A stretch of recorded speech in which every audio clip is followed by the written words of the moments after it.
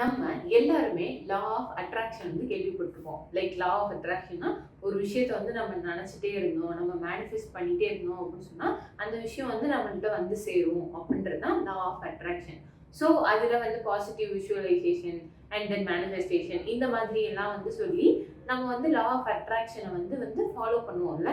அந்த மாதிரி இல்லை இந்த millionaire journey.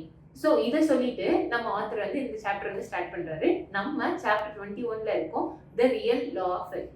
Hi, this is Harini. So இன்னைக்கு நம்ம என்ன பார்க்க போறோம் அப்படின்னு சொன்னா ரியல் லா ஆஃப் வெல்த் அப்படின்றது என்னன்னு பார்க்க போறோம். ஸோ இவர் லா ஆஃப் அட்ராக்ஷனோட பெரிய ஃபேன் நீங்க அப்படின்னு சொன்னா இந்த சாப்டர் உங்களுக்கு இருக்காது. நான் உங்க கூட சண்டை போடணும்ன்றதுனால சொல்லல, ஆனா லா அப்படின்றது வந்து கண்டிப்பா 100% அப்சல்யூட்டா இருக்கணும். ஆனா லா ஆஃப் அட்ராக்ஷன் நீங்க சொல்ற மாதிரி நானுமே பண்ணி பார்த்தேன். நான் வந்து என்னோட விஷுவலைசேஷன் டெக்னிக் மூலமா லைக் இந்த புக்கு என்கிட்ட வந்துடும், இந்த புக்கை நான் எழுதி வச்சுட்டேன், இந்த புக்கை நான் புக் ஷெல்ஃப்ல வச்சிருக்கேன், இந்த புக்கை நான் இந்த மாதிரி மில்லியன் பேருக்கு செலவு பண்றேன், மில்லியன் பேருக்கு விற்கிறேன், அந்த மாதிரி எல்லாம் வந்து அவர் வந்து விஷுவலைஸ் பண்ணாராம்.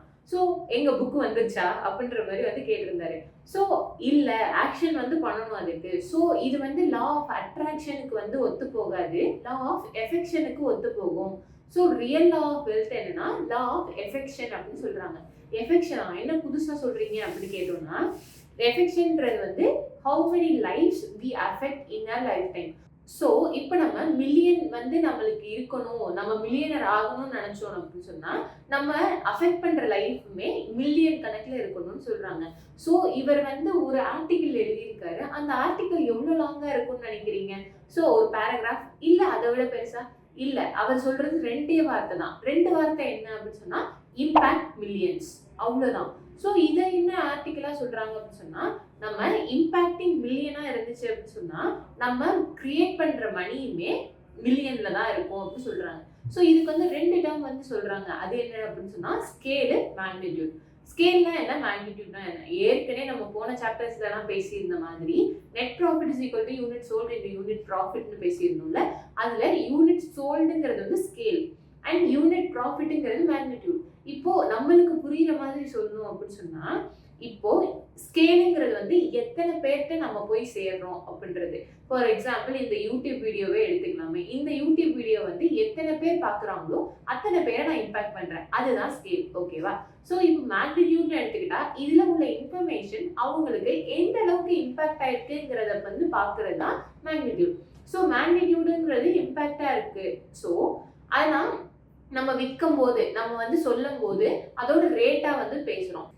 ஸோ நம்ம ஸ்கேலை மட்டுமே வச்சு ஒரு இது பண்ணோம் அப்படின்னு சொன்னா மில்லியன்ஸ்ல மில்லியனர் ஆகலாம். அதே மாதிரி மேக்னிடியூட் மட்டுமே வச்சுட்டு நம்ம மில்லியன்ஸ்ல பண்ணோம் அப்படின்னு சொன்னா நம்ம வந்து மில்லியனர் ஆகலாம். ஸோ வென் ஸ்கேலும் சரி மேக்னிடியூடும் சரி ரெண்டத்தையுமே சேர்த்து பண்ணோம் அப்படின்னு சொன்னா நம்ம வந்து பில்லியனர் ஆகலாம். ஸோ நம்ம ஸ்டீவ் ஜாப்ஸ் எல்லாமே வந்து பில்லியன் கணக்குல இருக்கிறதுக்கு என்ன காரணம்னா அவர் ஸ்கேலையும் பண்ணியிருக்காரு, மேக்னிடியூடையும் பண்ணியிருக்காருன்ற மாதிரி சொல்றாங்க. ஸோ நம்ம ஒரு மில்லியன் பேரை இம்பாக்ட் பண்ணோம் அப்படின்னு சொன்னா நம்மளுமே மில்லியன்ஸ்ல வந்து வாழலாம். ஸோ நம்ம ஒரு இதுக்கு ஃபிக்ஸ் பண்ற ப்ரைஸுமே அதிகமா இருந்துச்சு அப்படின்னு சொன்னா நம்ம கம்மியா ஸ்கேல் பண்ணாலுமே ரொம்ப ரொம்ப அதிகமா வந்துட்டு மேக்னிடியூட் வச்சிருந்தா அப்பயுமே நம்ம மில்லியன்ஸை பார்க்கலாம் அப்படின்றது தான் இந்த சாப்டர் ஃபுல்லாமே இருந்துச்சு. ஸோ இந்த சாப்டர்ல ஸ்கேல் அண்ட் மேக்னிடியூட் இதை பத்தி எல்லாம் பேசும்போது எனக்கு என்ன தோணுச்சு, இந்த லா ஆஃப் எஃபெக்ஷனை நான் வந்து ஏற்கனவே இந்த புக்கை படிச்சிருக்கேன். அண்ட் அப்போ வந்துட்டு எனக்கு இது வந்து ரொம்ப பெருசா வந்து தோணலை அண்ட் தெரியலை. ஆனா பட் எனக்கு வந்து இதை படிச்சு நான் அதை வந்து ஏதோ நான் புரிஞ்சிட்டு இருக்கேன் அப்படின்றது மட்டும் எனக்கு தெரிஞ்சு. ஏன்னா நான் தெரிஞ்சோ தெரியாமலையோ இந்த யூடியூப்பை ஸ்டார்ட் பண்ணியிருக்கேன். அதை வந்து நான் மீதி பேரோட லைஃப்ல அதை இம்பாக்ட் பண்ணணும் அப்படின்றத ஒரு காரணத்துனால தான் இந்த யூடியூபே ஸ்டார்ட் பண்ணியிருக்கேன். ஸோ இது வந்து எப்படி சொல்ல, இந்த லா ஆஃப் எஃபெக்ஷனை வந்து நான் படிச்சிருக்கேன், எனக்கு தெரிஞ்சிருக்கு, அது என்னோட சப்கான்ஷியஸ்ல இருந்திருக்கு, அதை தான் நான் ஃபாலோ பண்றேன். மறுபடியும் இதை படிக்கும்போது இங்க இருந்து தான் நம்ம இந்த இன்ஸ்பிரேஷன் எடுத்து பண்ணியிருக்கோம் போலன்ற மாதிரி ஒரு யூரேக்கா மொமெண்ட்ஸ் மாதிரி இருந்துச்சு. ஜஸ்ட் மேபி இதுல இருந்தா நான் வந்து நிறைய பேருக்கு இந்த மெசேஜஸ் எல்லாம் கொண்டு போய் சேர்க்கணும் அப்படின்னு நினைச்சிருக்கேன். So I want to impact millions to make million. So நான் வந்து இம்பாக்ட் பண்ணணும்னு நினைக்கிறேன் எல்லாரையுமே. இந்த book it's making me to impact my life. So I am giving this to you all. இதை தாண்டி இவங்க என்ன சொல்றாங்க அப்படின்னு சொன்னா, லாங்கிறது வந்து கண்டிப்பா அப்சல்யூட்டா இருக்கணும். லைக் 100% நடக்கணும். ஆனா லா ஆஃப் அட்ராக்ஷன்ங்கிறது வந்து ஒரு தியரி. ஆனா இந்த லா ஆஃப் எஃபெக்ஷன்ங்கிறது வந்து ரொம்ப அப்சல்யூட்டா இருக்கும். இப்போ ஃபார் எக்ஸாம்பிள் நம்ம 10th ஃப்ளோர்ல இருந்து வாட்டர் மில்லனை கீழே போட்டோம் அப்படின்னு சொன்னா, எப்படி லா ஆஃப் கிராவிட்டி வந்து கண்டிப்பா அதை வந்து கீழே போய் உடையுமோ, அந்த மாதிரி இந்த லா ஆஃப் எஃபெக்ஷனும் நீங்க வந்து இம்ப்ளிமெண்ட் பண்ணீங்க அப்படின்னு சொன்னா கண்டிப்பா நீங்களுமே மில்லியனர் ஆகலாம் அப்படின்னு சொல்லிட்டு இந்த சாப்டர் வந்து முடிச்சிட்டாரு. இந்த சாப்டரோட சம்மரியை நான் இதுல தரேன், ஜஸ்ட் ரீட் இட். ஸோ இதுல இருந்து நான் கத்துக்கிட்டது என்ன அப்படின்னு சொன்னா, இதுல வந்து when you are impacting, giving value to anyone, we can make a small amount of scale and magnitude. நம்ம வந்து ஃபர்ஸ்ட் ஆரம்பிக்கும் போது நம்மளுக்கு வந்து ஸ்கேல்லையும் நம்பிக்கை இருக்காது, மேக்னிடியூட்லையும் நம்பிக்கை இருக்காது.